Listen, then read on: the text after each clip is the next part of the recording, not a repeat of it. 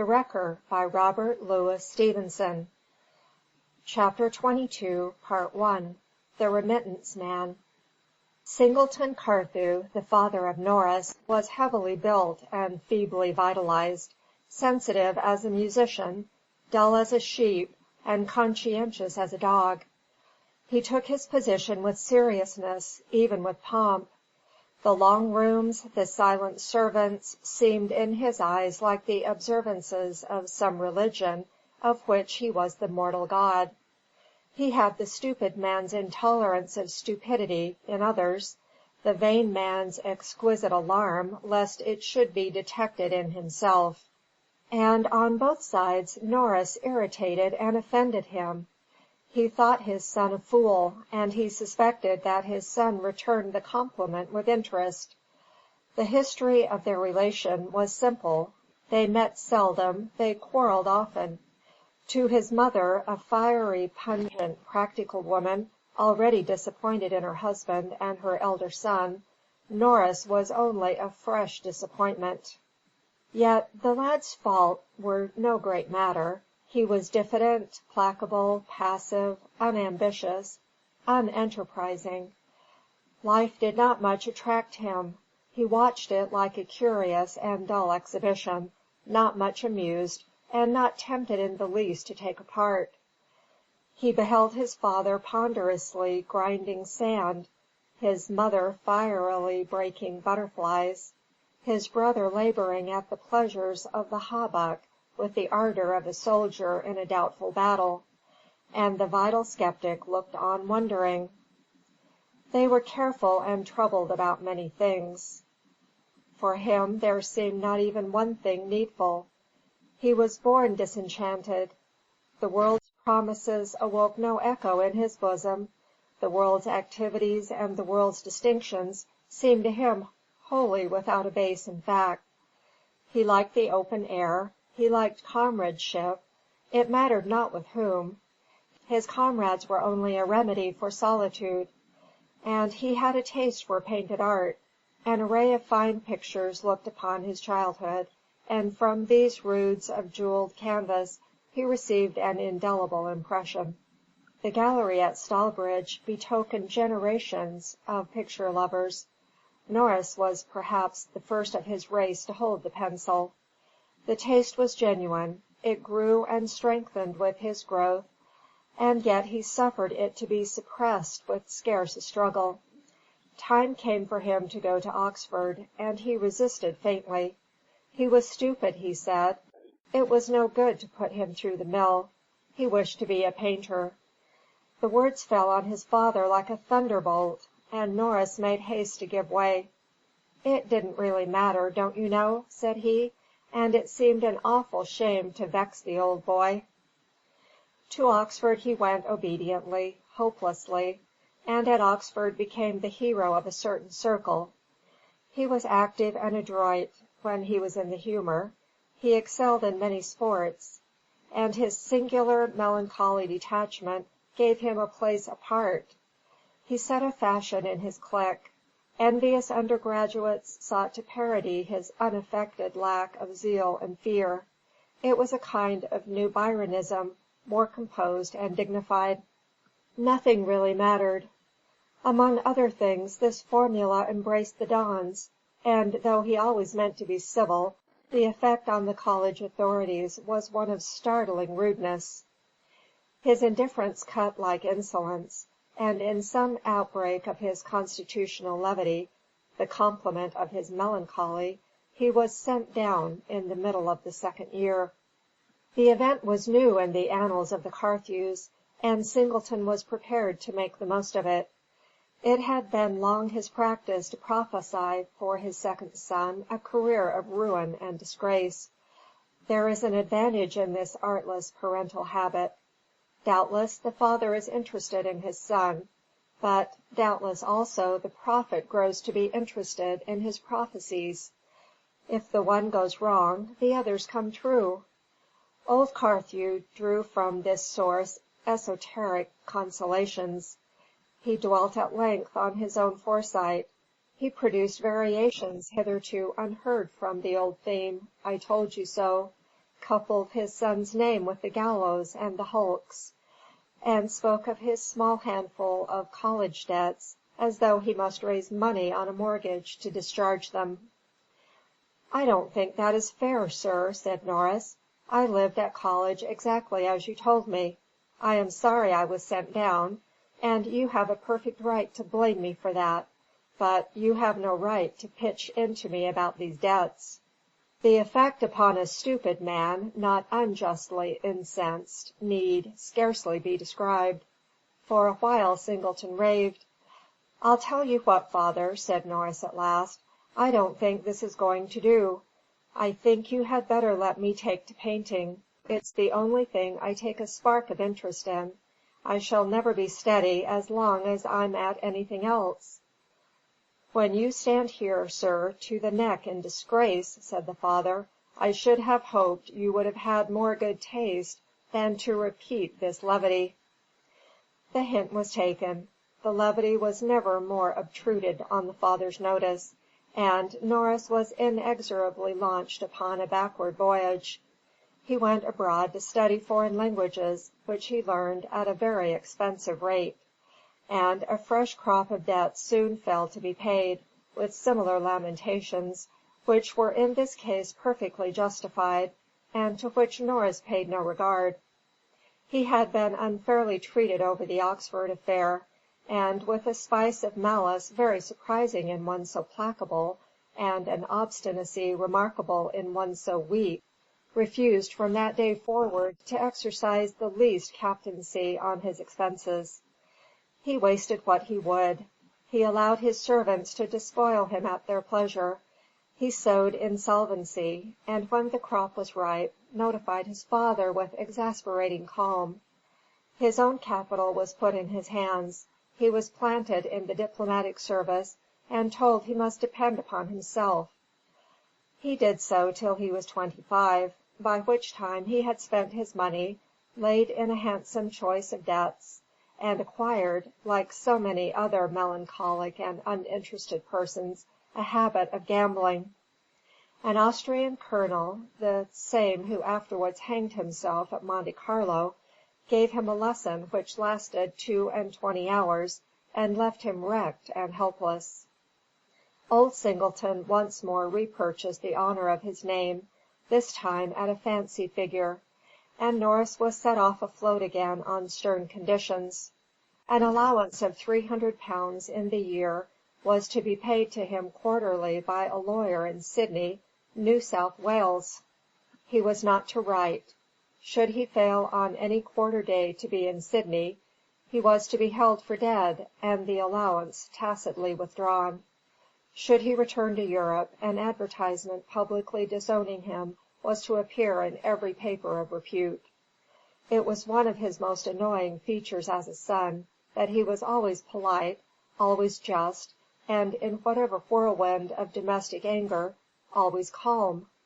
He expected trouble. When trouble came, he was unmoved. He might have said with Singleton, "I told you so." He was content with thinking, "just as I expected." On the fall of these last thunderbolts, he bore himself like a person only distantly interested in the event, pocketed the money and the reproaches, obeyed orders punctually, took ship, and came to Sydney. Some men are still lads at 25, and so it was with Norris. 18 days after he landed, his quarter's allowance was all gone, and with the light-hearted hopefulness of strangers in what is called a new country, he began to besiege offices and apply for all manner of incongruous situations. Everywhere, and last of all from his lodgings, he was bowed out, and found himself reduced, in a very elegant suit of summer tweeds, to herd and camp with the degraded outcasts of the city. In this strait he had recourse to the lawyer who paid him his allowance. "Try to remember that my time is valuable, Mr. Carthew," said the lawyer. "It is quite unnecessary you should enlarge on the peculiar position in which you stand. Remittance men, as we call them here, are not so rare in my experience, and in such cases I act upon a system. I make you a present of a sovereign. Here it is." Every day you choose to call, my clerk will advance you a shilling. On Saturday, since my office is closed on Sunday, he will advance you a half-crown. My conditions are these: that you do not come to me, but to my clerk; that you do not come here the worse of liquor, and you go away the moment you are paid, and have signed a receipt. I wish you a good morning." "I have to thank you, I suppose," said Carthew. "My position is so wretched that I cannot even refuse this starvation allowance." "Starvation!" said the lawyer, smiling. "No man will starve here on a shilling a day. I had on my hands another young gentleman who remained continuously intoxicated for 6 years on the same allowance." And he once more busied himself with his papers. In the time that followed, the image of the smiling lawyer haunted Carthew's memory. "That 3 minutes' talk was all the education I ever had worth talking of," says he.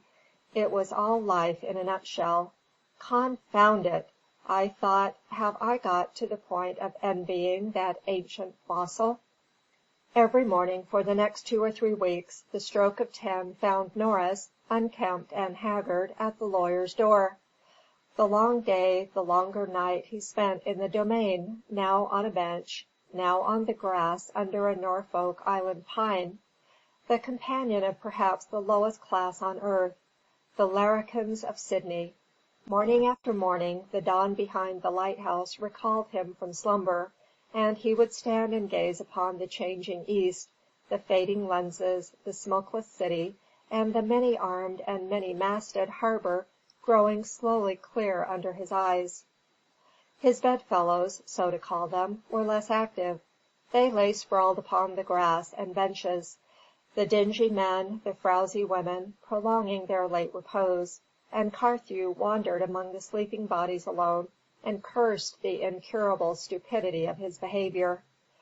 Day brought a new society of nursery-maids and children, and fresh-dressed and, I am sorry to say, tight-laced maidens, and gay people in rich traps, upon the skirts of which Carthew and the other blackguards, his own bitter phrase, skulked and chewed grass, and looked on. Day passed, the light died, the green and leafy precinct sparkled with lamps or lay in shadow, and the round of the night began again.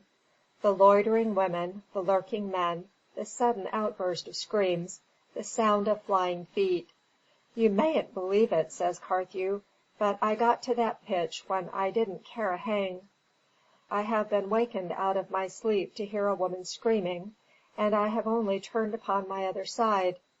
Yes, it's a queer place, where the dowagers and the kids walk all day, and at night you can hear people bawling for help as if it was the forest of Bondi, with the lights of a great town all around, and parties spinning through in cabs from Government House, and dinner with my lord." It was Norris's diversion, having none other, to scrape acquaintance, hear how and with whom he could. Many a long dull talk he held upon the benches or the grass. Many a strange waif he came to know. Many strange things he heard, and saw some that were abominable. It was to be one of these last that he owed his deliverance from the Domain. For some time the rain had been merciless. One night after another he had been obliged to squander 4d. on a bed, and reduce his board to the remaining 8d. And he sat one morning near the Macquarie Street entrance, hungry, for he had gone without breakfast, and wet, as he had already been for several days, when the cries of an animal in distress attracted his attention. Some 50 yards away, in the extreme angle of the grass, a party of the chronically unemployed had got hold of a dog, whom they were torturing in a manner not to be described. The heart of Norris, which had grown indifferent to the cries of human anger or distress, woke at the appeal of the dumb creature. He ran amongst the larrikins, scattering them, rescued the dog, and stood at bay. They were 6 in number, shambling gallows birds, but for once the proverb was right. Cruelty was coupled with cowardice, and the wretches cursed him and made off. It chanced that this act of prowess had not passed unwitnessed. On a bench near by there was seated a shopkeeper's assistant out of employ, a diminutive, cheerful, red-headed creature by the name of Hemstead. He was the last man to have interfered himself, for his discretion more than equalled his valour, but he made haste to congratulate Carthew, and to warn him he might not always be so fortunate. "They're a dangerous lot of people about this park. My word, it doesn't do to ply with them," he observed, in that ricey Australian English, which, as it has received the imprimatur of Mr. Froude, we should all make haste to imitate. "Why, I'm one of that lot myself," returned Carthew. Hemstead laughed, and remarked that he knew a gentleman when he saw one. "For all that, I am simply one of the unemployed," said Carthew, seating himself beside his new acquaintance, as he had sat, since this experience began, beside so many dozen others. "I'm out of a place myself," said Hemstead. "You beat me all the way and back," said Carthew. "My trouble is that I have never been in one." "I suppose you've no tried?" asked Hemstead. "I know how to spend money," replied Carthew, "and I really do know something of horses, and something of the sea. But the unions head me off. If it weren't for them, I might have had a dozen berths." "My word!" cried the sympathetic listener. "Ever try the mounted police?" he inquired. "I did, and was bowled out," was the reply. "Couldn't pass the doctors." "Well, what do you think of the railways, then?" asked Hemstead. "What do you think of them, if you come to that?" asked Carthew. "Oh, I don't think of them. I don't go in for manual labour," said the little man proudly. "But if a man don't mind, he's pretty sure of getting a job there." "By George, you tell me where to go!" cried Carthew, rising. The heavy rains continued. The country was already overrun with floods. The railway system daily required more hands. Daily the superintendent advertised, but the unemployed preferred the resources of charity and rapine, and a navvy, even an amateur navvy, commanded money in the market. The same night, after a tedious journey, and a change of trains to pass a landslip, Norris found himself in a muddy cutting behind South Clifton, attacking his first shift of manual labour. For weeks the rain scarce relented. The whole front of the mountain slipped seaward from above. Avalanches of clay, rock, and uprooted forest spewed over the cliffs and fell upon the beach or in the breakers. Houses were carried bodily away and smashed like nuts. Others were menaced and deserted, the door locked, the chimney cold, the dwellers fled elsewhere for safety. Night and day the fire blazed in the encampment. Night and day hot coffee was served to the overdriven toilers in the shift. Night and day the engineer of the section made his rounds with words of encouragement, hearty and rough and well suited to his men. Night and day, too, the telegraph clicked with disastrous news and anxious inquiry. Along the terraced line of rail, rare trains came creeping and signalling, and paused at the threatened corner like living things conscious of peril. The commandant of the post would hastily review his labours, make, with a dry throat, the signal to advance, and the whole squad line the way and look on in a choking silence, or burst into a brief cheer as the train cleared the point of danger and shot on, perhaps through the thin sunshine between squalls, perhaps with blinking lamps into the gathering rainy twilight. One such scene Carthew will remember till he dies. It blew great guns from the seaward. A huge surf bombarded, 500 feet below him, the steep mountain's foot. Close in was a vessel in distress, firing shots from a fowling piece, if any help might come.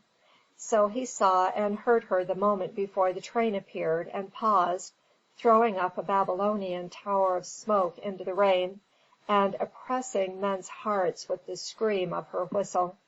The engineer was there himself. He paled as he made the signal. The engine came at a foot's pace, but the whole bulk of mountain shook and seemed to nod seaward, and the watching navvies instinctively clutched at shrubs and trees. Vain precautions, vain as the shots from the poor sailors.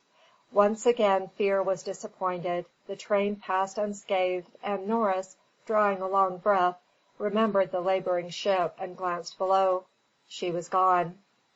So the days and the nights passed. Homeric labour in Homeric circumstance. Carthew was sick with sleeplessness and coffee. His hands, softened by the wet, were cut to ribbons. Yet he enjoyed a peace of mind and health of body hitherto unknown. Plenty of open air, plenty of physical exertion, a continual instancy of toil. Here was what had been hitherto lacking in that misdirected life, and the true cure of vital scepticism. To get the train through, there was the recurrent problem. No time remained to ask if it were necessary. Carthew, the idler, the spendthrift, the drifting dilettante, was soon remarked, praised, and advanced. The engineer swore by him and pointed him out for an example. "I've a new chum up here," Norris overheard him saying. "A young swell. He's worth any two in the squad." The words fell on the ears of the discarded son like music, and from that moment he not only found an interest, he took pride in his plebeian tasks. The press of work was still at its highest when quarter day approached. Norris was now raised to a position of some trust.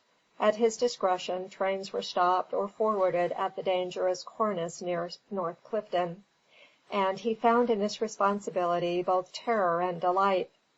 The thought of the £25 that would soon await him at the lawyer's, and of his own obligation to be present every quarter day in Sydney, filled him for a little with divided counsels. Then he made up his mind, walked in a slack moment to the inn at Clifton, ordered a sheet of paper and a bottle of beer, and wrote, explaining that he held a good appointment which he would lose if he came to Sydney, and asking the lawyer to accept this letter as an evidence of his presence in the colony, and retain the money till next quarter day. The answer came in course of post, and was not merely favourable but cordial. "Although what you propose is contrary to the terms of my instructions," it ran, "I willingly accept the responsibility of granting your request. I should say I am agreeably disappointed in your behaviour. My experience has not led me to found much expectations on gentlemen in your position." The rains abated, and the temporary labour was discharged. Not Norris, to whom the engineer clung as if to found money. Not Norris, who found himself a ganger on the line in the regular staff of navies. His camp was pitched in a grey wilderness of rock and forest, far from any house, as he sat with his mates about the evening fire. The trains passing on the track were their next and indeed their only neighbours, except the wild things of the wood. Lovely weather, light and monotonous employment, long hours of somnolent camp-fire talk, long sleepless nights, when he reviewed his foolish and fruitless career as he rose and walked in the moonlit forest. An occasional paper of which he would read all, the advertisements with as much relish as the text. Such was the tenor of an existence which soon began to weary and harass him. He lacked and regretted the fatigue, the furious hurry, the suspense, the fires, the midnight coffee, the rude and mud-bespattered poetry of the first toilful weeks. In the quietness of his new surroundings, a voice summoned him from this exorbital part of life, and about the middle of October he threw up his situation and bade farewell to the camp of tents and the shoulder of Bald Mountain. Clad in his rough clothes, with a bundle on his shoulder and his accumulated wages in his pocket, he entered Sydney for the second time, and walked with pleasure and some bewilderment in the cheerful streets, like a man landed from a voyage. The sight of the people led him on. He forgot his necessary errands, he forgot to eat. He wandered in moving multitudes like a stick upon a river. Last he came to the domain and strolled there, and remembered his shame and sufferings, and looked with poignant curiosity at his successors. Hemstead, not much shabbier and no less cheerful than before, he recognized and addressed like an old family friend. "That was a good turn you did me," said he. "That railway was the making of me." I hope you've had luck yourself." "My word, no!" replied the little man. "I just sit here and read the dead bird. It's the depression in trade, you see. There's no positions goin' that a man like me would care to look at." And he showed Norris his certificates and written characters, one from a grocer in Wooloomooloo, one from an ironmonger, and a third from a billiard saloon. "Yes," he said, "I tried bein' a billiard marker. It's no account. These light hours are no use for a man's health. I won't be no man's slave," he added firmly. On the principle that he who is too proud to be a slave is usually not too modest to become a pensioner, Carthew gave him half a sovereign, and departed, being suddenly struck with hunger, in the direction of the Paris House. When he came to that quarter of the city, the barristers were trotting in the streets in wig and gown, and he stood to observe them with his bundle on his shoulder, and his mind full of curious recollections of the past. "By George!" cried a voice, "it's Mr. Carthew!" And turning about he found himself face to face with a handsome, sunburnt youth, somewhat fatted, arrayed in the finest of fine raiment, and sporting about a sovereign's worth of flowers in his buttonhole. Norris had met him during his first days in Sydney at a farewell supper, had even escorted him on board a schooner full of cockroaches and black boy sailors, in which he was bound for 6 months among the islands, and had kept him ever since in entertained remembrance. Tom Hadden, known to the bulk of Sydney folk as Tommy, was heir to a considerable property, which a prophetic father had placed in the hands of rigorous trustees. The income supported Mr. Hadden in splendour for about 3 months out of 12. The rest of the year he passed in retreat among the islands. He was now about a week returned from his eclipse, pervading Sydney in hansom cabs, and airing the first bloom of 6 new suits of clothes.